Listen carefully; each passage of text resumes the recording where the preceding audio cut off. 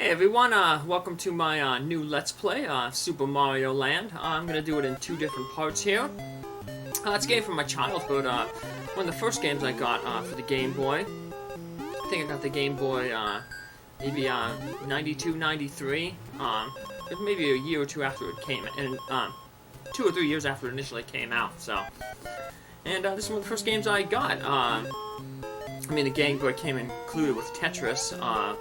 I've already did a Let's Play of that, but, you know, Mario is a game that you grew up with as a kid, so of course when you saw it available for the Game Boy, I picked it up, so.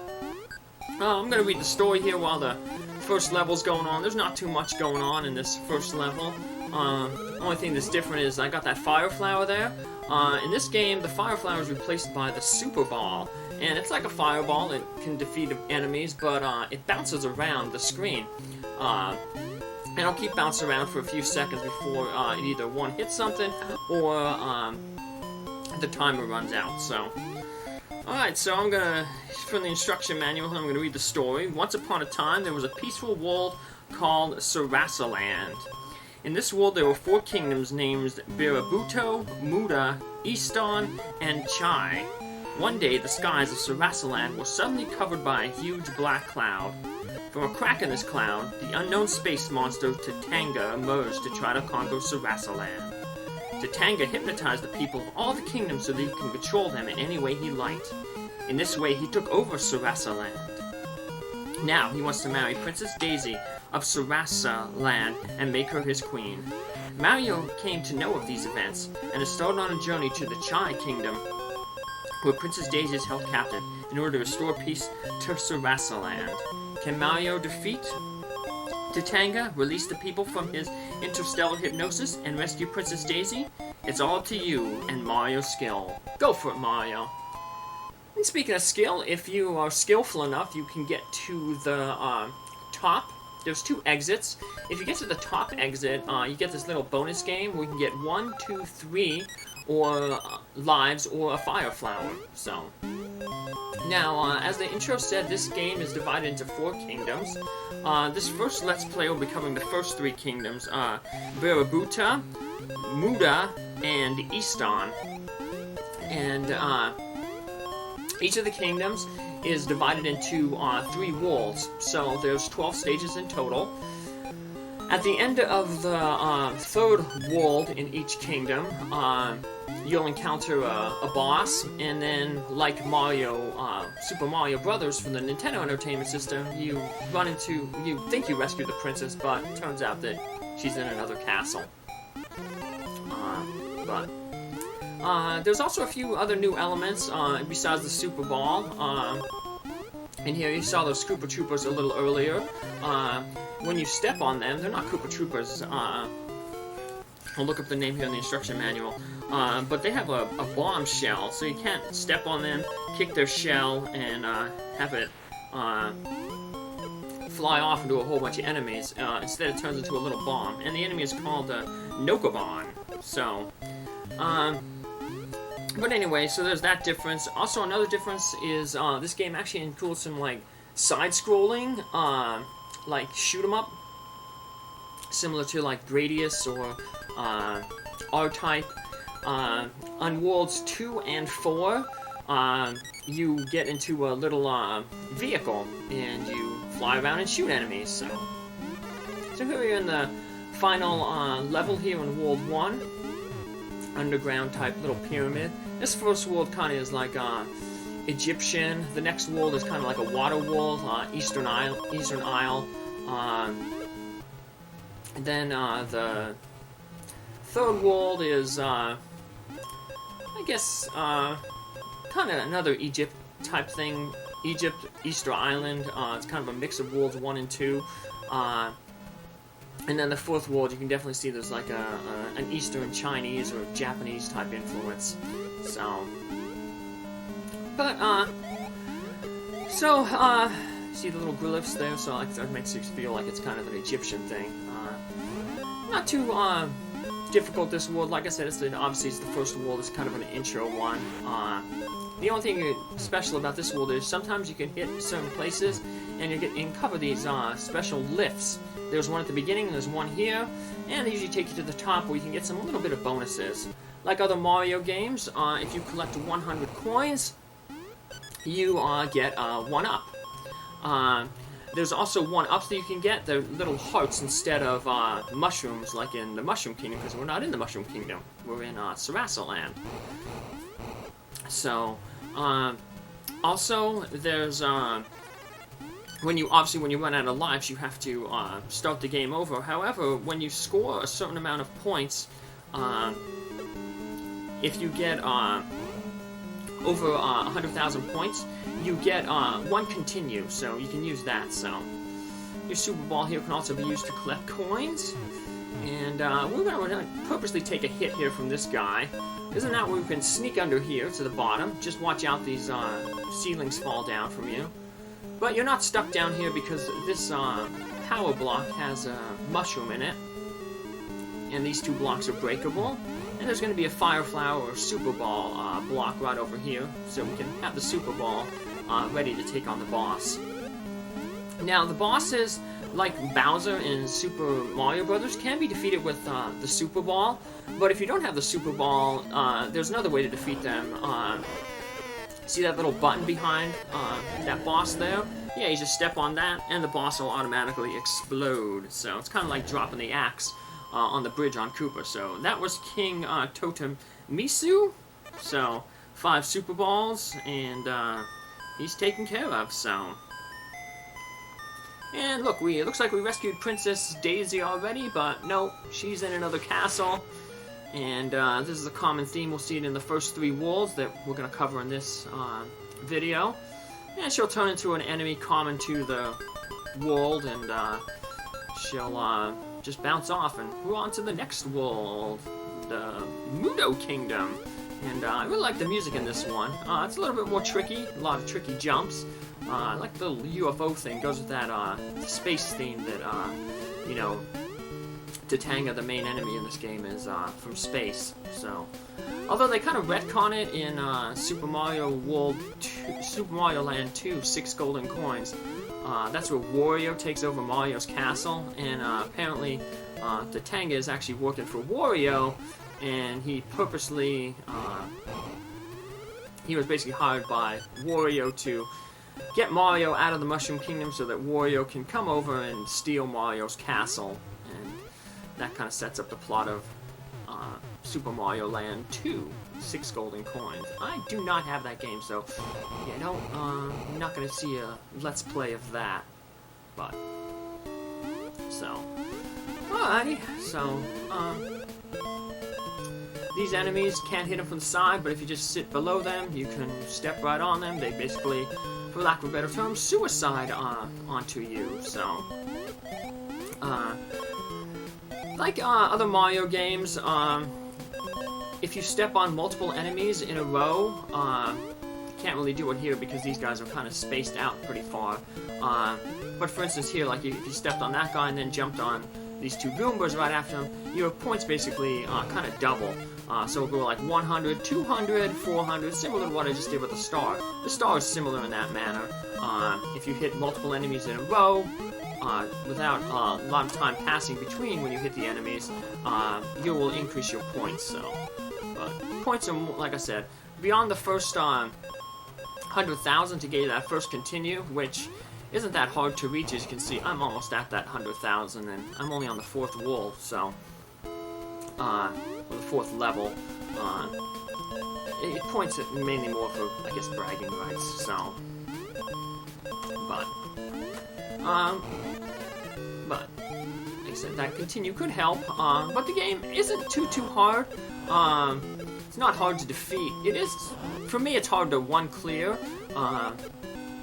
Or no miss, which is basically a term meaning that you never die. I unfortunately do take 1 death in this run, which is the best that I could possibly do. I've played so many times trying to do a no miss, but I was never able to do it, so I guess I gotta satisfy my, in order to help overcome my OCD, maybe I just need to say, you know, accept it. You know, I'm not gonna miss this game. So, but I do this first episode here, the first 3 stages without missing. So, but see, we got these another coin room here, real quick. So we have a new enemy there introduced. It's a little robot, and it shoots its head out at you. And in order to defeat it, you have to step on its body. It detaches its head to come after you. If you just step on the head and then leave the body, eventually the head will regenerate, and you'll have to defeat it again. So you just basically, if you step on the head, make sure you go out real quick, step on the body.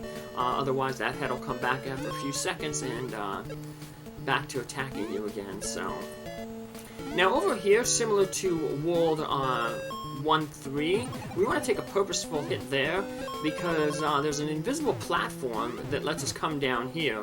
All those blocks up there, they really have nothing in them, so if you want to get more points and more coins, you can probably just take a little hit, come down here, and you'll get a whole bunch of coins, and by the end, you'll get another mushroom here, so you're not really losing much. Yeah, you lose your Super Ball power, but there's going to be a Super Ball increase over here shortly, so it's not too. We're not going to go without the Super Ball for too long.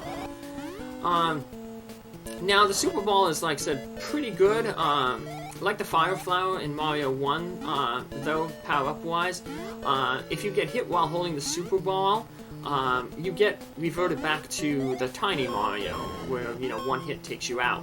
So it's similar to Mario 1 in that sense, where if you had the Fire Flower and you got hit by an enemy, you'd go back to Small Mario. Future Mario games have it where if your Fire Flower or another power-up like the Cape or Tail, you get hit, you revert to Big Mario. So it's a little bit more challenging that way, but being Fire Flower doesn't give you any more extra hits as opposed to just being Big Mario. And having the Super Ball will also has no difference to it when compared to these shmup stages, I guess you can call them. And I missed the bonus episode there, and I guess I misspoke a little earlier there. There really was no other power up there, another Super Ball, but that's okay because the Super Ball is ineffective here in this world. So, yeah, these side-scroller worlds, you automatically shoot projectiles. On this first 2-3, we have a submarine, we're underwater. In 4-3, we're going to have an airplane. This is the sub-pop, and the 4-3, we have the sky-pop. And both of them automatically come with, you know, the ability to shoot by pressing the B button, so you don't need the Super Ball power-up to deal damage in this one, so in these side-scrolling shoot-'em-up stages. So you can still find power-ups though in these blocks. There's a few one-ups, some mushrooms and stuff like that. If you're Tiny Mario, same principle. You're tiny, one hit takes you out. When you're big, get hit, and you'll become a tiny sub. So got UFOs now that are under the sea, so I wasn't paying attention there. My dog was doing something, I had a look on him, so that sounds like it'd be distracting. And here we have a bunch of coins that spell out Mario. A nice little touch. I don't know who arranged those coins like that, but now I know I said last episode that there's a Fire Flower before that we'll get, but that was wrong. But I know there's definitely a mushroom before we fight this second boss here. So there he is. This guy's going to take 20 torpedoes. Let me pull up his name here. It is Dragon Zamasu. And he's protected by that invincible little ball there called Tame. Now, like Mario 1, and even Zelda 1, it's also made by Nintendo, this game kind of has a second quest. Once you defeat it, you can replay the game again. And there'll be more enemies. It'll be a little bit more difficult. But other than that, not too much changes. Like, for instance, that guy there, he will have 2 of those little orbs around to protect him. So it makes the game a little bit more harder.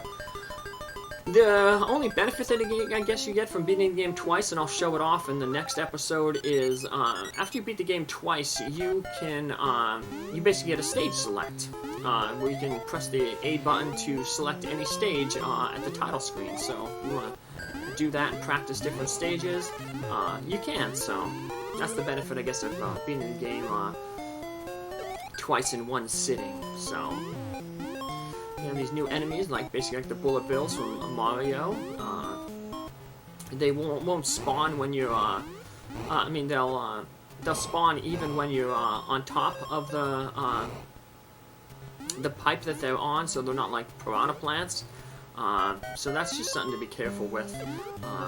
For the piranha plants, you know, if you're on the pipe, the game's kind of merciful and doesn't let, you know, one pop up and hit you from beneath, but those cannons will still rise up and shoot the projectile. So, but if you duck on the pipe, the projectile will always just pass over your head. So, this level here, this kingdom, you can definitely see the Eastern Island type thing. You got the Moai statues there coming up, but this kingdom is the Easton kingdom, and you definitely see that they're adding a lot more tricky platforming. That earlier section there, you're jumping from platform to platform.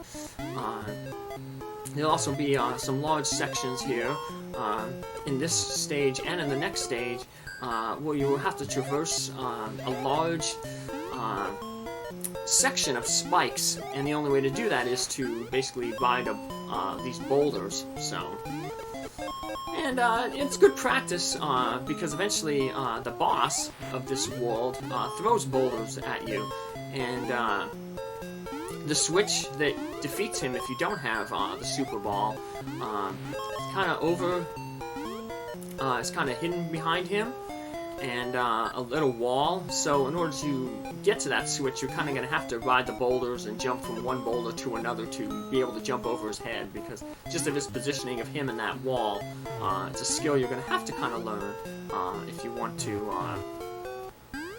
you know, be able to take him out without the Super Ball. So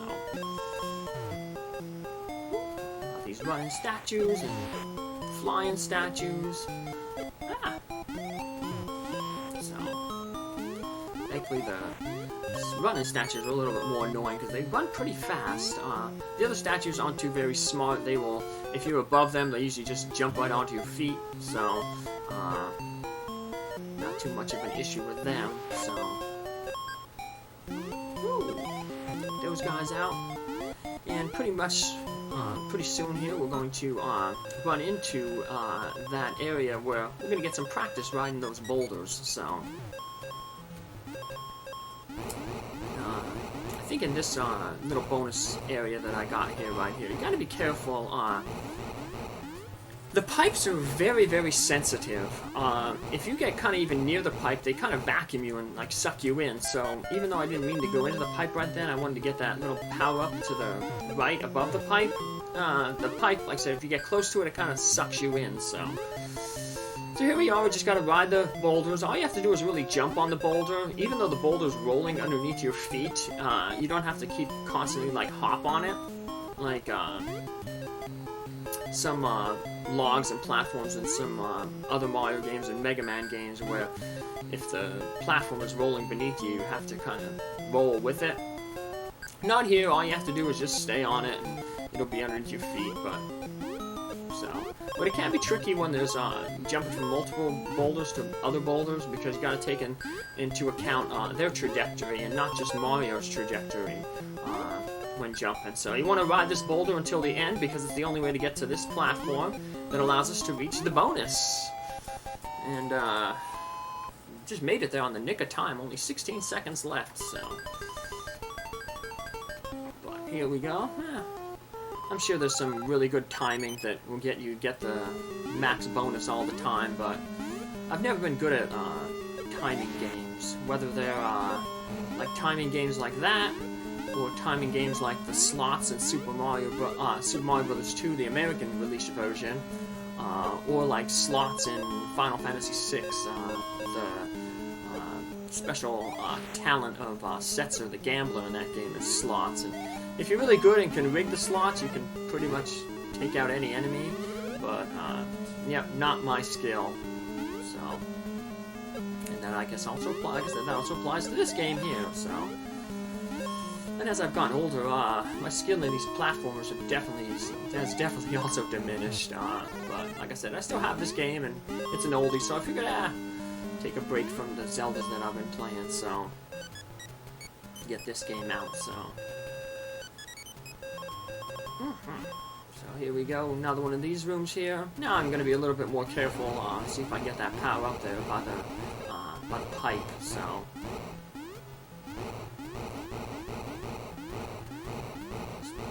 These boxes. So here's a weird thing about me. I guess I'm gonna start talking some weird stuff about myself in the rest of this video and maybe in the next one. But I don't mind breaking blocks in this game, but if you ever read the instruction manual for the original Super Mario Brothers, I get frustrated when I have to break a brick, or if I break a brick in that game, because it says that in that game, the instruction manual says that Bowser turned the inhabitants of the Mushroom Kingdom, the Mushroom people, like Toad, the guy who you meet at the end of the castle that says our princess in another castle. Yeah, it says that Bowser turned them into those bricks to, like, build his castles and his fortresses. So, like, I kind of think that every time, like, I'm smashing a brick, I'm, like, you know, killing some poor mushroom person, you know? I'm, like, creating an orphan child, you know, somewhere. It just bothers me. I know it's weird, but like I said, I'm probably going to talk about some weird stuff about myself in these things, because I'm running out of things, I guess, to talk about here. But yeah, that kind of bothers me. Not so much as a kid, but now as I grew up, yeah, it's very hard for me to play Mario 1. I just get so frustrated. But I don't have that worry about here right now in this game, because look, the instruction manual says it's okay to bust bricks and get some points for doing so, But, get some coins there.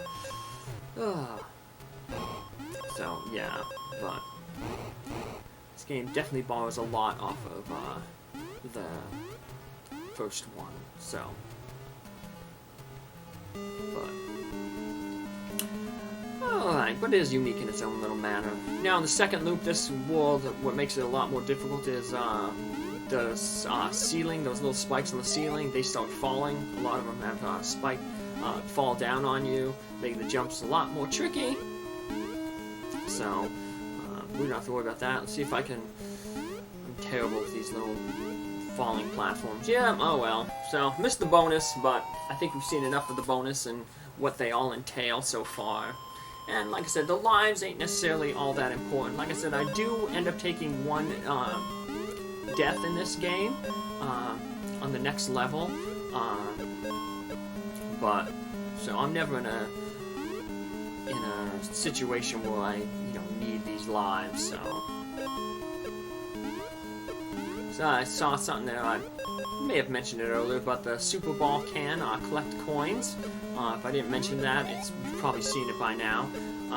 That'll be very important in the next world, because if you notice, the bonus worlds are kind of the bonus pipe areas are kind of similar. Like in this world, World 3, we have a lot of these ones that look like this. In World 1, we had the ones that were U-shaped, that had the coins in the middle. In World 2, we had ones that there was a bunch of coins on the top, and the pipe was in the middle, and there were coins on the bottom, and you had to kind of do like a weird U-type jump to get to the coins on the top. In World 4, a lot of the coin rooms down pipes will be just an empty room entirely filled with coins, and the only way obviously you're going to get all those coins is with the Super Ball, because you can't jump that high to collect all those coins. So here's like probably one of the trickiest platforming sections in the entire game coming up. I just barely made that one. But there's a lot of small platforms there. some of them moving diagonal, and it bleeds into this next section over here where you're going to be jumping onto platforms, and they're going to be kind of interspersed. I'm using the term usually in like a little maze. So you're going to have to jump on a platform, jump on a block, wait for the platform to proceed through like a little corridor, and then hop on the platform again. And it's a little difficult to think, but like I said, if you jumped on the platform now, you get knocked off, and now you got to navigate this little maze. Time to jump down onto that platform, make your way around. So yeah, it's a little tricky section right there. So luckily, if you make it past that and you do die, the checkpoint is right over here, and right over here is also a boss coming up for this level. So good thing about it is the checkpoint there, you can get a power up before him. So unfortunately, I took that hit there. So see, you got to jump over these blocks, and then make a quick dash over to land on that ledge above him to step on that button, because you can't run under him, or he doesn't jump like Bowser, so gotta master that, jumping from block to block. And no prize for guessing that this is not actually Daisy. Nope. Once again, this Daisy is gonna transform into a monster, a spider. She's gonna hop on out of here. We're going to hop on into the bonus level, and then I'm going to stop it and meet you back in the next episode for World 4 and a little bit of the bonus showing off the stage select. See you later. Bye.